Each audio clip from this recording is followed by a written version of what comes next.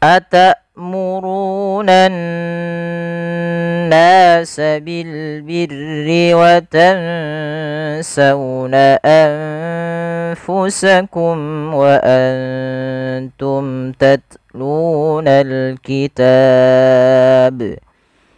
afala ta'qilun.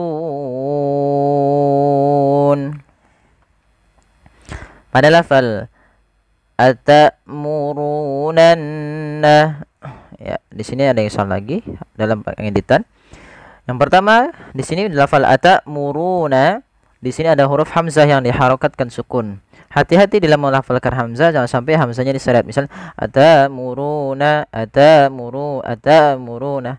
Hamzah memiliki sifat, yaitu sifat syiddah dan sifat jaharnya. Yang dimana sifat jahar yaitu dia suaranya harus ditahan, dan juga syiddah sifat jahar adalah nafasnya harus ditahan, dan sifat syiddah dia harus ditahan suaranya. Maka ketika melafalkan hamzah, tampakkan dengan jelas huruf hamzahnya. Atamuruna. Kemudian pada lafal runa, di sini ada bacaan mad tabi'i, yaitu ditandai dengan huruf berharakat dhammah. Pada lafal ra, ra-nya berharakat dhammah bertemu dengan waw sukun, maka dia dibaca dengan mad tabi'i. Kemudian pelafal atamurunan nasa, pelafal an-nasa, di sini ada alif lam. Yang dimana alif lam ini kita namakan dengan alif lam syamsiyah, yaitu alif lam yang dimana kita tulis huruf alif dan lam, ya, alif lam, ya. Tapi alif lam ini tidak dibaca huruf lamnya dengan jelas. Biasanya kalau di awal ini bisa kita baca al. Sehingga di sini huruf alif lam syamsiyah itu adalah huruf lam yang dimana kita idghamkan kepada huruf nun. Awalnya al ketemu dengan nasun. Kemudian ditambahkan al, nasun dimasuki al menjadi an-nasu. Jadi diidghamkan huruf lamnya ke huruf ke huruf setelahnya. Sehingga huruf na-nya berharakat tasydid. Kemudian lafal an-nas, di situ ada lafal bacaan gunnah yang dimana adalah harakat nun yang dia berharakat tasydid. Cara membacanya adalah kita menahan suara n-nya sepanjang 2 harakat. Atamurunan nasa, jangan langsung nan nasa. Kebanyakan yang terjadi seperti itu, harusnya ditahan dulu sepanjang 2 harakat. Kemudian pada lafal nasa ada mad tabi'i lagi pada lafal na, yaitu fathah bertemu dengan alif. Kemudian bil birri ada alif lam qamariyah. Nah, di sini baru alif lam qamariyah, yaitu alif dan lam kita tulis tapi kita baca dengan jelas suara lamnya. Kemudian pada lafal birri, yaitu di sini ra, ada hukum tajwid sebenarnya, yaitu huruf ra yang dibaca dengan tipis, yaitu ra tarqiq, yang dimana huruf ra-nya berharakat dengan berharakat kasrah. Maka birri bukan birri. Jangan ditebalkan, jangan birri. Tidak, tapi birri. Atamurunan nasa bil birri. Kemudian kita masuk kepada lafal watansawna anfusakum. Pada lafal watansawna, di sini ada nun mati bertemu dengan huruf sin. Maka apabila ada nun mati bertemu dengan huruf sin, ini kita namakan dengan bacaan ikhfa. Ikhfa berasal dari kata akhfa yukhfi, artinya menyembunyikan. Ikhfa secara istilah adalah kita membaca al-qira'atu bainal izhari wal idgham. Yaitu kita membaca di antara bacaan izhar dan idgham. Kalau izhar itu nunnya kita jelaskan suara nunnya. Kalau idgham suara nunnya itu dimasukkan ke setelahnya. Kenapa dimakan idgham? Karena idgham itu artinya memasukkan. Nah, sedangkan ikhfa itu adalah membaca di antara keduanya, tidak diidghamkan dan tidak pula dijelaskan. Maka ada yang mengatakan dengan ang gitu, ya. Tapi dia tidak semua bacaan ikhfa itu ada angnya, tapi dia disamarkan saja, menyamarkan kepada huruf setelahnya. Watansa. Nah, kita langsung bacakan nunnya ke makhraj daripada huruf sin. Huruf sin itu ujung lidahnya, makhrajnya dari ujung lidah kita di antara gigi atas dan gigi bawah. Itu ada 3 sin, zai dan shad. Nah, itu 3 tempatnya sama. Watansawna. Sembari kita menahan dengungannya sepanjang 2 harakat. Tidak cukup hanya watan sauna atau watan sauna, tapi dia juga harus ditahan. Watan sauna anfusakum. Kemudian pada lafal sauna ada fathah bertemu dengan huruf waw mati. Maka ini kita namakan dengan bacaan lil. Kemudian pada lafal anfusakum, ini hukumnya sama sebagaimana ketika watan sauna, yaitu ada nun mati bertemu dengan fa, kita namakan dengan hukum ikhfa juga. Kemudian pada lafal anfusakum wa antum, ada mim mati bertemu waw, kita hukumi dengan bacaan idhar syafawi. Kemudian di sini arahnya harusnya akhir panah, itu ada bacaan ikhfa pada lafal nun sukun bertemu dengan huruf ta. Nah, ini sama seperti yang tadi ketika nun sukun bertemu sin, nun sukun bertemu fa, nun sukun bertemu ta. Nah, tapi untuk huruf ta ini kita kita samarkan kepada makhraj ta-nya saja. Huruf ta itu kita keluarkan daripada perbatasan antara gigi atas kita dengan gusi atas. Jadi dia di tengah-tengah itu. Jadi ta watan, maaf, di situ wa antu. Nah, ini juga kita namakan biasanya ikhfa aqrab. Ikhfa yang dekat dengan makhraj daripada huruf nunnya. Wa antum ya. Tahu ya, bukan dibaca wa antum, bukan, tapi wa antum. Samarkannya ke huruf ta. Wa antum tatlunal kitab. Kemudian pada lafal mim mati bertemu dengan huruf ta, ini ada bacaan izhar syafawi juga sebenarnya. Sebagaimana tadi anfusakum. Suara mimnya harus kita jelaskan. Maaf, idhar syafawi apa maksudnya? Idhar jelas, syafawi berkaitan dengan bibir kita. Ada kata syafah, bibir. Sehingga huruf mim itu kan makhrajnya daripada bibir kita. Sehingga suara mimnya ini kita jelaskan ketika bertemu seluruh huruf hijaiyah kecuali mim dan ba. Maka tidak boleh ditahan. Kemudian pada lafal tatlunal kitab ada ta berharakat sukun. Nah, di sini pada lafal ta itu tak memiliki sifat. Yang pertama adalah sifat syiddahnya, yang kedua sifat jahar. Langkahnya membacanya disyiddahkan dulu, baru bukan jahar, sifat hamesnya, sifat hames. Maka dia at. Nah, untuk hamesnya, hames itu mengalirnya nafas, tidak terlalu banyak, tidak tats tidak, tapi dia tat sedikit aja, tat, bukan tats tidak. Nah, ini sering terjadi itu tats terlalu banyak. Cukup sedikit saja. Wa antum tatlunal kitab. Pada lafal luna ada mad tabi'i, yaitu pada lafal dhammah bertemu dengan huruf waw. Al-kitab. Di sini ada alif lam qamariyah. Kemudian pada lafal kitab, di sini huruf ta ada mad tabi'i. Kalau kita lanjut tatlunal kitaba afala. Tapi ketika kita waqaf pada lafal ini ada dua hukum bacaan. Yang pertama hukum qalqalahnya, yang kedua hukum mad arid sukunnya. Karena kita berhenti di akhir bacaan yang semana sebelumnya ada huruf mad. Ya, kita membahas mad arid sukun, yaitu mad yang terjadi di akhir bacaan di mana sebelumnya ada hukum tajwid berupa mad tabi'i atau mad lin. Mad tabi'i dan yang semisalnya. Nah, karena di sini mad tabi'i dasarnya, maka dia mad arid disukun, mad yang disebutkan karena ada waqaf dan huruf sukun arid. Kemudian pada lafal ba karena kita waqaf, ba-nya mati. Sifat ba itu ada namanya sifat qalqalah, hukum bacaan qalqalah. Qalqalah apa? Qalqalah yaitu bacaan yang harus dia ada getaran memantul. Maka di sini hati-hati juga di lafal memantulnya huruf ba, tidak boleh kesalahan yang terjadi dalam membaca bacaan qalqalah. Yang pertama dia tidak mantul, kitab itu tidak mantul. Yang kedua adalah menambahkan hamzah.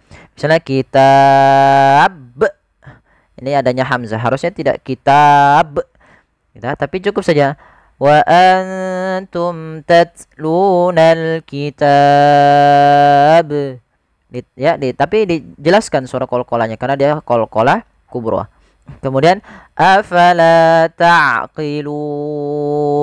Kemudian pada lafal afala, fa harus alirkan nafasnya. La jangan dibaca apalah, tapi afala. Kemudian pada lafal la ada mad tabi'i, yaitu fathah bertemu alif.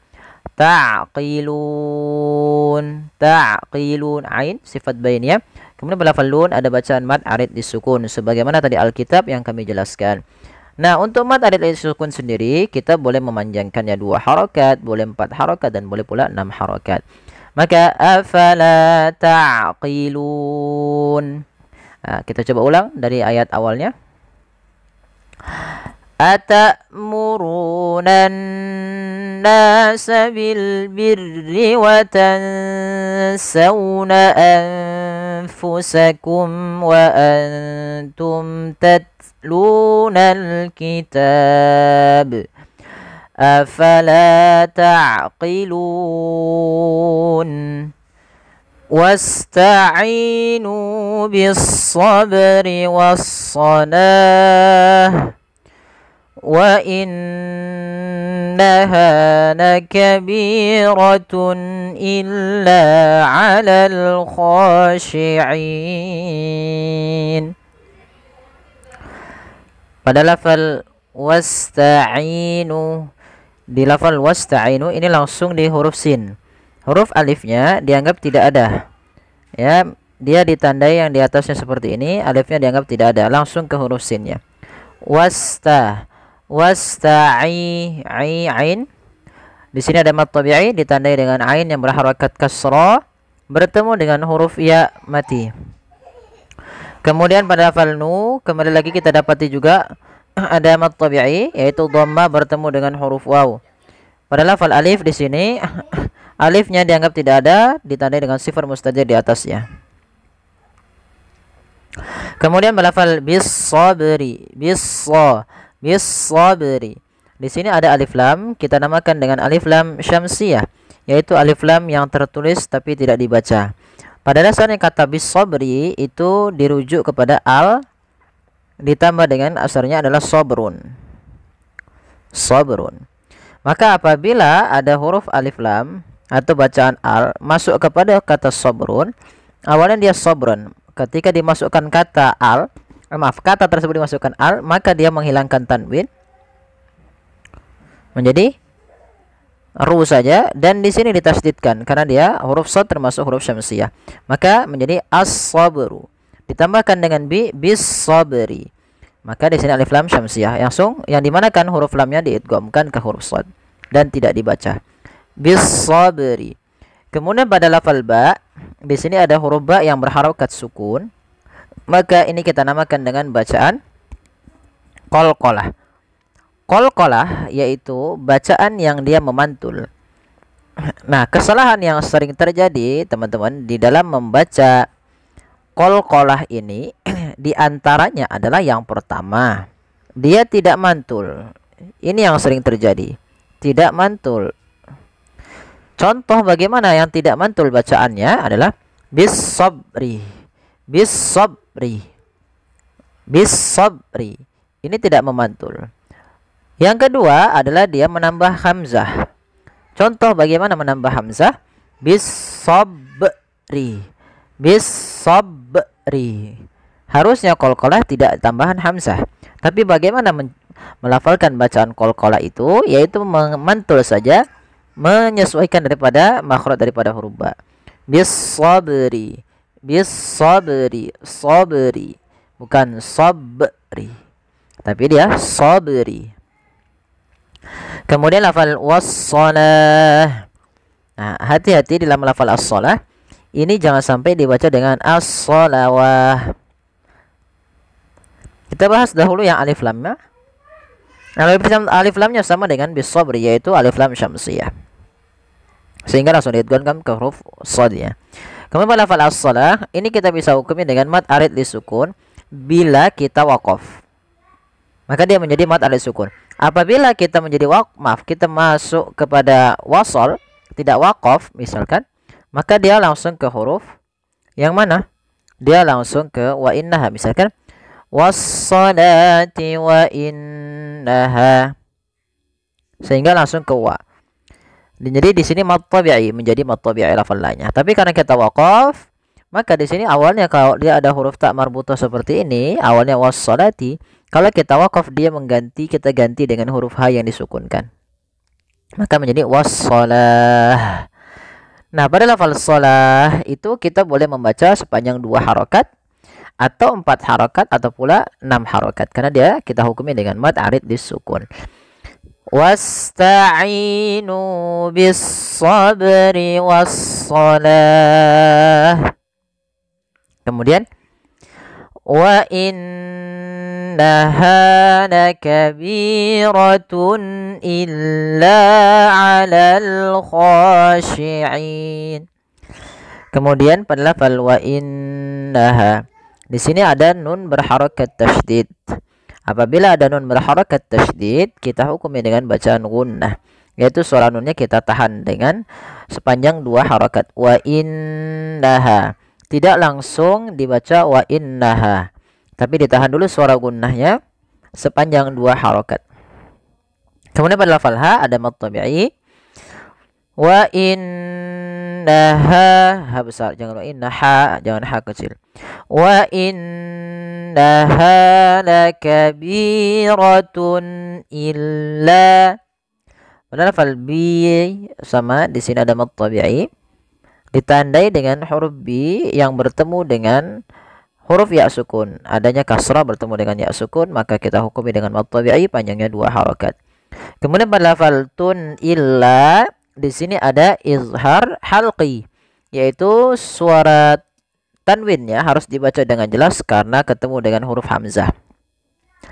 Dan ini kita namakan dengan izhar halqi. Izhar artinya jelas, dari kata azhara yuzhiru artinya al-bayan wal wuduh, tampak jelas, jelas. Halq itu berasal dari kata tenggorokan, maaf. Al-halqu berarti tenggorokan. Yang dimaksudkan huruf-huruf yang kita temui setelah huruf tanwin itu adalah huruf yang keluar dari tenggorokan. Salah satunya di sini adalah huruf hamzah. Di antara yang lainnya ada huruf ha, ain, wain, ha, kha. Nah, ini huruf-huruf yang lainnya selain daripada huruf hamzah yang dia dikeluarkan dari tenggorokan kita. Maka di sini harus dibaca jangan jelas surat tanwinnya. Lakabiratun illa 'alal khashi'in. Lafal illa ada mad tabi'i lagi, yaitu ditandai dengan la yang bertemu dengan alif. 'Alal khashi'in, yaitu ada al pada lafal al khashi'in. Ini alif lamnya kita namakan dengan alif lam qamariyah, yang dimana alifnya kita tulis, alif dan lamnya tulis, dan lamnya dibaca dengan jelas. Kemudian khashi'in pada lafal kha ada mad tabi'i, fathah bertemu dengan alif. Ini hati-hati, shi ain bukan khasiin, dan juga ain hati-hati jangan dibaca dengan hamzah. Kemudian pada lafal ain sendiri ada bacaan mad arid lisukun, yaitu mad yang terjadi pada akhir bacaan kita ketika adanya sukun arid. Sukun yang timbul karena waqaf itu namanya sukun arid. Nah, sebelum itu dia ada huruf mad, maka dinamakan dengan mad arid disukun. Panjangnya berapa harokat? Sebagaimana lafal as-shalah, kita boleh memanjangkan 2 harokat, boleh pula 4 harokat, dan boleh pula 6 harokat. Contoh, illa 'alal khashi'in, 2 harokat. Illa 'alal khashi'in, 4 harokat. Illa 'alal khashi'in. Ya, shadaqallahul azim. Ya, semoga yang sedikit ini bermanfaat bagi teman-teman sekalian. Kurang lebihnya kami mohon maaf, mohon bantuannya untuk like, share, subscribe. Terima kasih, jazakumullahu khairan.